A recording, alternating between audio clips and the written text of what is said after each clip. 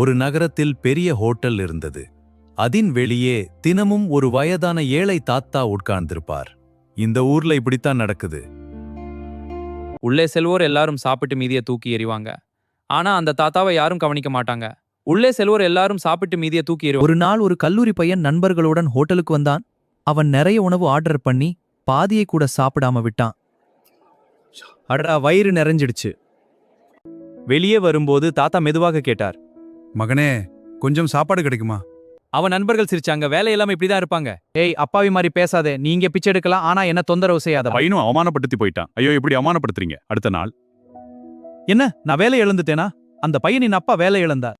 ஒரு நாள் பசி தாங்காமல் அவன் அதே ஹோட்டலின் வெளியே நின்றான். உள்ளே போக காசு இல்லை. எடு மகனே, சாப்பிடு. நன்றி தாத்தா. சாப்பிடு.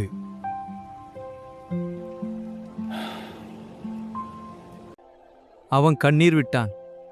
நேத்து அவமதித்தவன் இன்று அவனுக்கு உணவு தர்றவர் அதே தாத்தா.